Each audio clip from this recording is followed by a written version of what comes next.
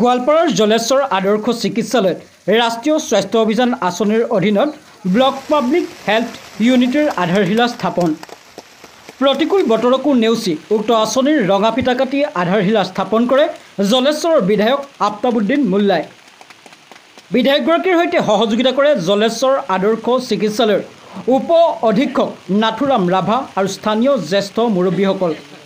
উল্লেখ্য যে এই ব্লক পাব্লিক হেল্থ ইউনিট লেবৰেটৰীত অত্যাধুনিক সা সুবিধাৰ লগতে 24 ঘণ্টা সেৱা লাভ কৰিব ৰাইজে।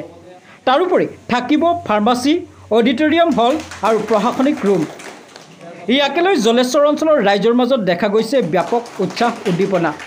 উক্ত প্ৰতিষ্ঠানটোৰ নিৰ্মাণ কাৰ্য যাতে নিম্নমানৰ নহয় তাৰ প্ৰতি লক্ষ্য ৰাখিবলৈ ঠিকাদাৰক আহ্বান জনায় জলেশ্বৰৰ বিধায়ক আফতাবুদ্দিন মোল্লাই।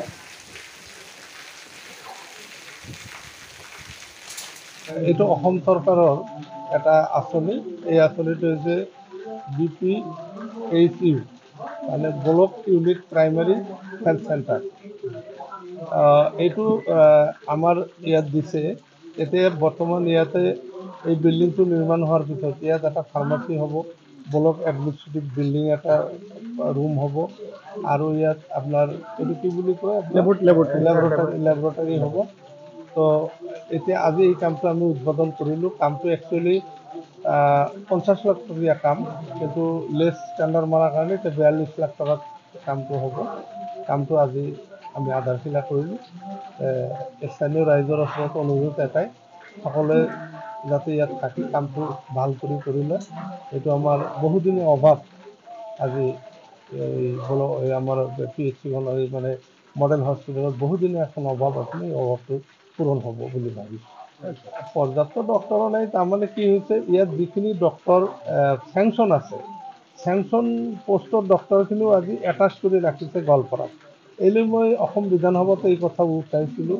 বিধানসভাৰ মজিয়াতো মই প্ৰশ্ন কৰিছিলোঁ যে আমাৰ জলেশ্বৰ যিটো মডেল PHC আছে, মডেল যিটো হস্পিটেল, এই হস্পিটেলখনত পৰ্যাপ্ত পৰিমাণৰ ডক্টৰ, নাৰ্ছ, বিভিন্ন নাটনি আছে। এই নাটনিবিলাকৰ কথা কওঁতে যে আমি জানিব পাৰিছিলোঁ, যিকেইজন আমাক দেখাইছে যে 4জন ডক্টৰ ইয়াত আছে, কিন্তু আমি ইয়াত ডক্টৰ দেখিবলৈ নাপাওঁ। তাৰমানে এটাচ কৰি ৰাখিছে গোৱালপাৰা। এই বিষয়ে বহুবাৰ কৈছোঁ, কিন্তু চৰকাৰে উত্তৰ দিলে যে মানে আমাৰ ডক্টৰ নাটনি হোৱাৰ কাৰণে এইটো কৰিছোঁ। যিহেতু গোৱালপাৰা মেইন চিভিল হস্পিটেলটো মেইন, তাতে চাৰিওফালৰ পৰা মানুহ আহে। আমাৰ পৰ্যাপ্ত পৰিমাণৰ ডক্টৰ হ'লে আমি জলেশ্বৰত ডক্টৰটো দিম। ঠিক তেনেকুৱা ধৰণৰ উত্তৰটো দিম।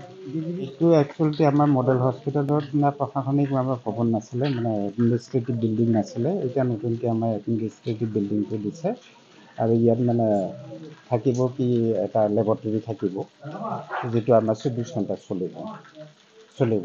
এতিয়া ঘটনা হ'ল আমাৰ মৰ্ণিং টাইমহে মানে আমাৰ চলি আছে। লেবৰেটৰী আছে, আমাৰ অত্যাধুনিক লেবৰেটৰী আছে, কিন্তু এটা টাইমহে। যেতিয়া এই বিল্ডিংটো হ'ব, লেবৰেটৰী টেকনিচিয়ানো দি দিব বা পেথলজিষ্টো দি দিব, তেতিয়া আমাৰ এইটো 24 আৱাৰ্ছ চলিব। ঠিক তেনেকুৱাকৈ ফাৰ্মাচী এটা হৈ গ'ল। এতিয়া আমাৰ ফাৰ্মাচী আছেই, গতিকে আমি 24 আৱাৰ চলাবৰ কাৰণে আমাৰ পৰ্যাপ্ত মানে হেৰিও নাই, ফাৰ্মাচিষ্টো নাই।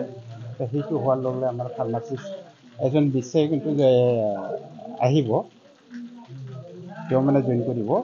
গতিকে সেইটো হ'লে আমাৰ এই বিল্ডিংটো হ'লে আমাৰ ফাৰ্মাচীটো ৰাতিও ধৰা হ'ল পাব্লিকৰ সুবিধা হ'ব।